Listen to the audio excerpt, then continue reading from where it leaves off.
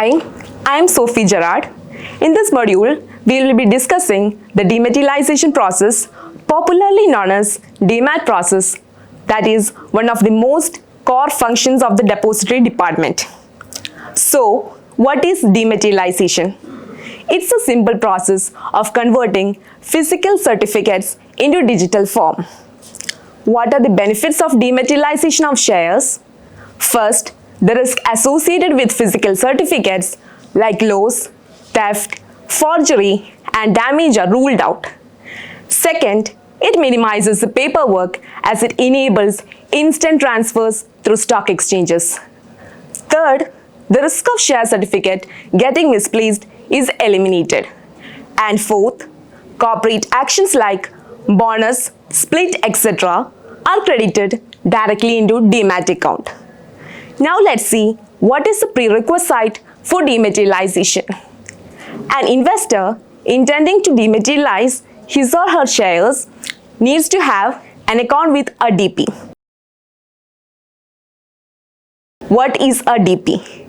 DP means depository participant. A depository participant is an agent of the depository through which it interfaces with the investor and provides depository services. There are two depositories in India, NSDL and CDSL.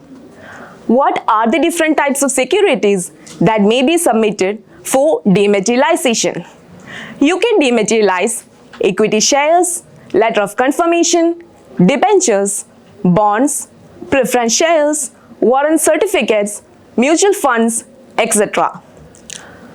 Next, what is an RNT agent? Register and transfer agents are the trust or institutions that register and maintain detailed records of the transactions of investors. If the issuer or RNT agent finds the certificates are in order, they give the confirmation of DMAT request electronically. On receiving confirmation, depository credits the securities in the DMAT account of the investor with the DP. Are the charges applicable for dematerialization process? Yes. Please refer the DP schedule of charges to get the details of the charges. Charges are higher for unlisted shares compared to listed shares. Inform client upfront about the charges applicable to them based on their certificates. Let's have a quick glance on the process for conversion of physical shares into DMAT. Let us see how the work needs to be handled at our front office. First, the client visits the branch with the physical certificates. Second, check whether the ISIN is available in SPICE back office against the name of the company. And third, if ISIN is not available, check whether any name change has happened for the company. You may check it either by browsing in the Google or by checking the details which is already provided to the branches in OneDrive folder. Fourth, check whether the certificate is a valid certificate. You can ask the client directly if they have any information regarding the corporate actions with regard to amalgamation or capital reduction or merger and demerger or change in face value of the company, etc. If the client is not aware, validity of a share certificate can be checked at our end by searching the company details in the OneDrive folder shared to the branches. Amalgamation or capital reduction, merger or demerger, or change in face value by browsing Google. Fifth, check whether the certificate is a fully paid up certificate. If not, collect fully paid up receipt from the client. If all the above points are okay, check whether the client is already having a DMAT account with Geojit.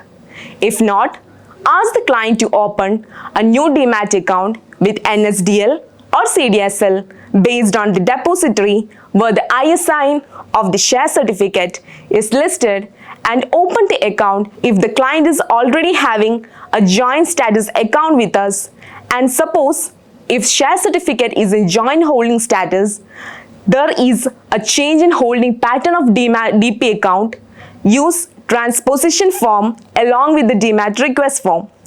For example, if the share certificate is in the pattern of A and B and the demat account is in the name of B and A, transposition form to be used along with a self-attested copy of PAN card. In case of death of any of the person in the share certificate which is jointly held, then the demat request form to be submitted with the transmission cum demat form and notarized copy of death certificate and self-attested copy of surviving holder's PAN card. Check whether the client's current residential status and the residential status mentioned in the share certificate is one and the same. If not, ask the client to contact the RTA for regularization of residential status in share certificate. And if yes, check whether the certificate is in free or locked-in status. If lock-in, mention the lock-in reason and the release date in SPICE entry module and proceed with defacing of share certificate. If free, proceed with defacing of certificate. The process of cancelling the share certificates by drawing two parallel lines across the certificate and punch two holes on the company name on the share certificates, affix the seal with DP name, DP ID and client ID on the certificate. First, make entry in SPICE. Entry to be made in SPICE back office by putting in the client demat account details and share certificate details such as quantity, number of certificates, folio number, certificate number and distinctive numbers of each certificates separately in the module. In case of bulk certificates, demat entry can be uploaded in Excel file format if the client account is with NSDL. Use temp save option in SPICE module. Take printout of the DRF in triplicate. Provide all three copies, that is the original, duplicate and triplicate to client for affixing his or her signature. The triplicate copy is an acknowledgement of receipt of share certificates to Geojit. Hand it over to the client. The first and second copy, that is the original and duplicate, need to be sent to HO along with the original defaced certificates and supporting documents. Once all documents are collected from the client, make final save in SPICE back office along with collecting charges from the client. Charges can be collected either through trade card, debit or QR code. Voucher will get generated and the same need to be handed over to the client along with the triplicate copy of DRF. Demat regulatory TAT starts from the time of final save. 7 days is the regulatory TAT. Hence, the remaining process till dispatch to HO should be completed with a day's time. Pack the documents in an yellow cover, DRF, original and duplicate copies with seal of the branch and name and signature of the branch official, original defaced share certificates, supporting documents collected from the client like PAN, masked copy of Aadhaar, copy of passport if any. Put dispatch entry in the back office module.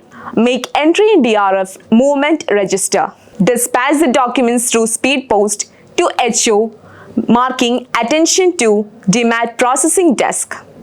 Hope these points are clear to you. It would be in the best interest of our clients and us to inform some key points before you accept shares for demat. First, signature of the client must match the RTA records as well as the DP records, without which the DP will not be able to process the demat requisition form or DRF. This is important. Second, in case of RTA rejection, the clients need to resubmit a fresh DRF along with the supporting documents as mentioned by RTA in the rejection memo. Charges need to be paid again in case of RTA rejections. Third, ask the client if they have received dividends from companies whose share they're trying to demat in the last few years.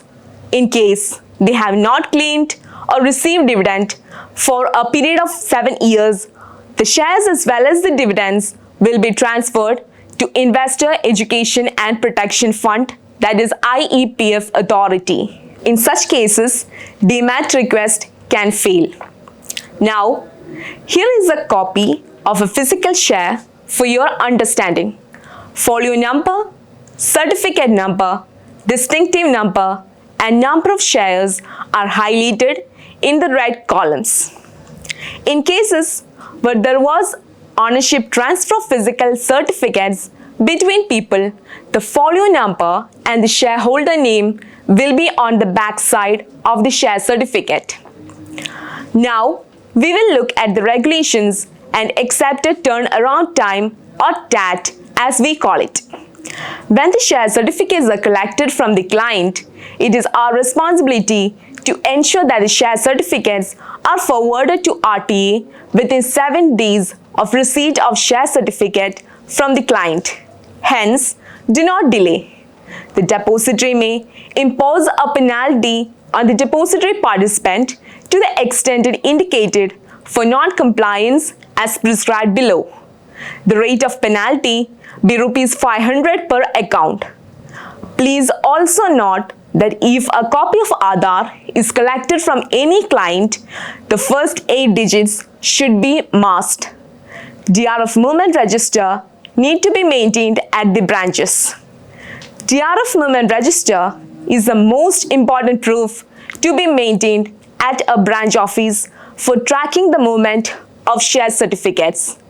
If it is not maintained properly, staff will be held responsible in case of any disputes on a future date. We need to keep in mind the monetary value of the documents which we handle and maintain in the register compulsorily. All DRF, RRF, MF, CRF must be recorded in the DRF movement register. Any DRF, RRF or MF, CRF rejected and returned by HO must be entered in the register and handed over to the client immediately. If you are dispatching the certificates to the client's address, record the consignment number and keep relevant proof POD. Consignment number should be updated in DRF movement register, column number 10. Share certificates, if rejected by RTA, should not be kept in branch office under any circumstances and must be delivered or handed over to the clients within 5 days of receipt of the same from HO. Inspection team shall ask for copy of movement register or POD as a proof. If the client is not able to collect or receive the rejected share certificates, please record the same over voice logger phone. All columns in the DRF movement register should be filled completely and signatures need to be affixed. Hope you will understand its significance and act accordingly. Now let us look at the most common rejection reasons. They can be classified as internal, that is those rejections done by the depository participant, and external, done by RTA. First, internal rejections. Alert mail will be sent to branches for internal rejections and the same can be checked in geojit.net, depository, reports and demat entry approval report. While submitting the internal rejection cases, entry has to be made afresh in SPICE by the branches after the rectification of rejection. There is no need for collecting demat charges from the client for internal rejections. Branch needs to seek approval from DP department for reversal of charges and needs to coordinate with accounts department for reversal of charges. Some of the frequent reasons for rejections internally are: first, name of the client in the share certificate is not matching with his or her name in Demat account. Transmission along with dematerialization form not attached along with DRF. Death certificate is either not attached along with DRF or is not notarized. Third, self-attested PAN or masked Aadhaar is not enclosed along with DRF. Fourth, holder's name pattern on share certificate is not matching with Demat transposition form not enclosed with DRF. Fifth point, DRF signed in wrong pattern in case of joint holder accounts. Sixth, debenture or preference share or warrant or LOA submitted with equity ISIN.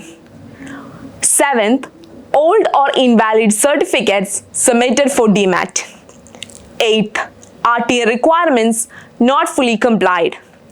Some of the most frequent reasons for rejection by RTA are as follows. First, signature mismatch with RTA records. Second, name mismatch with RTA records.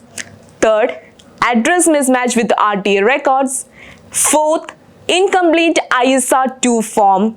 Fifth, signature mismatch in ISR2 form with DRF. Sixth, change in client status, that is NRI or ordinary RI.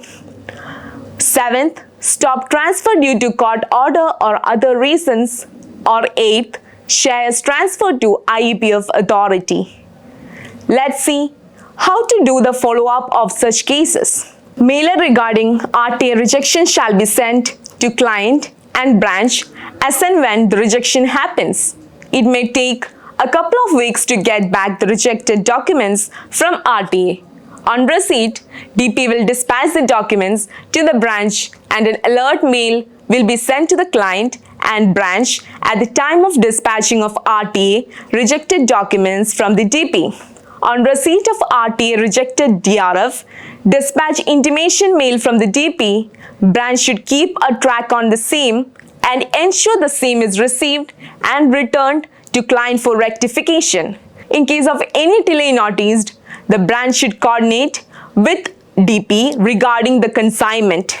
At the time of resubmission, the branch needs to collect charges afresh from the client. In case of rejections due to database issues from depository system, branches should advise the client to coordinate with RTA for rectifying the objections and inform DP for further processing. Let us see some recent updates. First, letter of confirmation issued by RTA can be used for dematerialization. Validity of letter of confirmation is 120 days from the date of issuance of the same.